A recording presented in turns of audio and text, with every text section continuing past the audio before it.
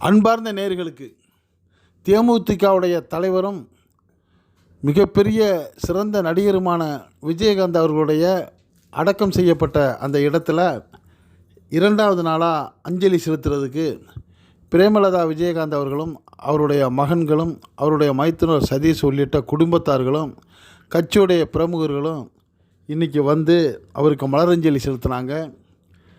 மலரஞ்சலி செலுத்திய உடனே பத்திரிகையாளர்கள் வந்து பிரேமலதா விஜயகாந்த் அவர்கள்ட்ட பேட்டி எடுத்தாங்க. அந்த பத்திரிகையாளர் மத்தியில் பேசிய பிரேமலதா அவர்கள் வந்து கண்ணீர் மல்க தன்னுடைய கணவருக்கு அஞ்சலி செலுத்த வந்த செய்தியை சொல்லிவிட்டு இந்த இறுதி ஊர்வலத்துக்கும் இறுதி அஞ்சலிக்கும் திரளாக வருகை தந்த நாடு முழுக்க இருந்து வந்த அத்தனை பேர்களுக்கும் கண்ணீர் மல்க நன்றியை சொன்னாங்க. பொதுமக்கள், ரசிகர்கள், திரைத்துறையினர்கள், கட்சியுடைய நிர்வாகிகள், தொண்டர்கள், மற்ற அனைத்து அரசியல் கட்சி நிர்வாகிகள்னு சொல்லி ஒவ்வொருத்தரையும் அவர் பேர் சொல்லி அந்த அம்மா மனமுருக நன்றி சொன்னாங்க. அதே போல்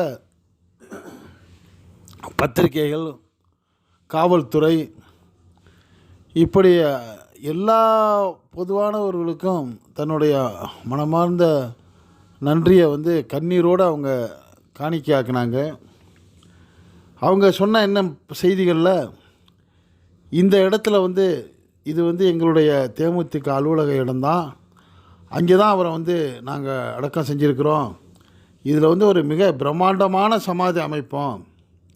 அந்த பிரம்மாண்டமான சமாதியில் இன்னையிலேருந்தே யார் வேண்டாலும் வரலாம், பார்க்கலாம்.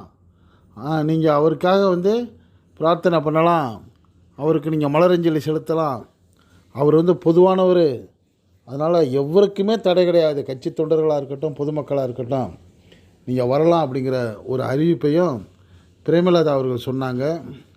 சொல்லிவிட்டு அவங்க மனம் நிகழ்ந்து நேற்றைய தினம் வந்து திரையுலகம் வந்து ஷூட்டிங்கெல்லாம் கேன்சல் பண்ணியிருக்காங்க. அதே மாதிரி வர்த்தகர்கள் வந்து கடைகளை அடைத்திருக்காங்க.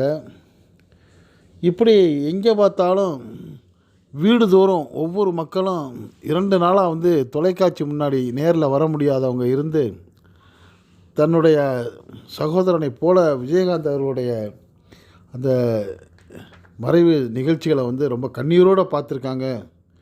அவங்களுக்கு நான் ரொம்ப நன்றி சொல்கிறேன்னு சொல்லி மன உருகி சொல்லியிருக்காங்க. விஜயகாந்த் அவர்கள் வந்து விட்டு சென்ற பணியை நாங்கள் வந்து தொடருவோம்.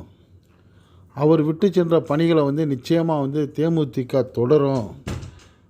வெற்றிக்கனியை பறித்து அவருடைய சமாதியில் அவர் காலடியில் நாங்கள் வைப்போம் அப்படிங்கிற ஒரு உறுதிமொழியையும் அந்த அம்மா தன்னுடைய பேச்சில் சொன்னாங்க. அப்படி சொல்லிகிட்டு இருக்கிறப்ப விஜயகாந்த் அவர்களுக்கு ஒரு மணிமண்டபம் பொதுவான ஒரு இடத்துல கொடுங்கன்னு சொல்லி நாங்கள் மாண்புமிகு முதலமைச்சர் மு.க. ஸ்டாலின் அவர்கள்ட்ட ஒரு வேண்டுகோள் வச்சுருக்கிறோம். இந்த பேட்டி மூலியமாகவும் அதை திருப்பி நாங்கள் அவர் முதலமைச்சர் அவர்களுக்கு ஞாபகப்படுத்துகிறோம். உதயா அவர்கள்ட்டையும் சொல்லியிருக்கிறோம், அப்படின்னா உதயநிதி ஸ்டாலின் அவர்கிட்டையும் சொல்லியிருக்கிறோம். அவங்க செய்வாங்கன்னு நம்புகிறோம் அப்படிங்கிற ஒரு தகவலையும் பிரேமலதா அவர்கள் சொன்னதோடு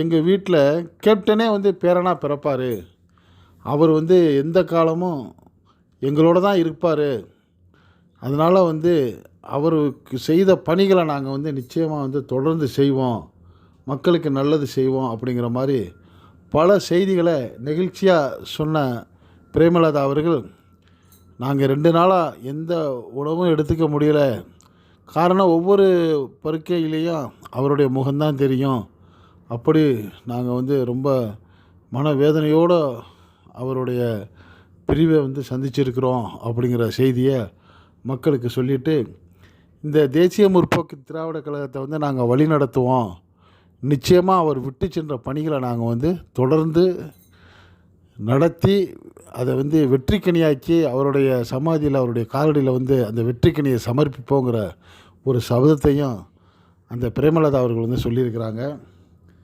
ஒரு முதிர்ந்த குடும்பத் தலைவியாகவும் ஒரு அரசியல் கட்சிக்கு பொறுப்பான தலைவராகவும் பொதுமக்களுக்கும் பொதுவானவர்களுக்கும் ஒரு நம்பிக்கைக்குரிய ஒரு பெண்மணியாகவும் அவர் கொடுத்த இந்த பத்திரிகையாளர் சந்திப்பு எல்லாருக்குமே ஒரு சரியான சந்திப்புங்கிற ஒரு நம்பிக்கையை கொடுத்துருக்கு.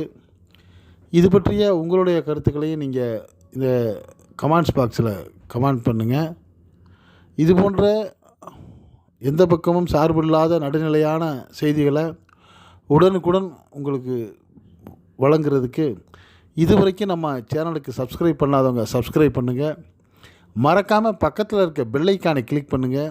அப்போ தான் நம்ம போடக்கூடிய ஒவ்வொரு செய்தியும் உங்களுக்கு உடனுக்குடன் நோட்டிஃபிகேஷன் காட்டும்.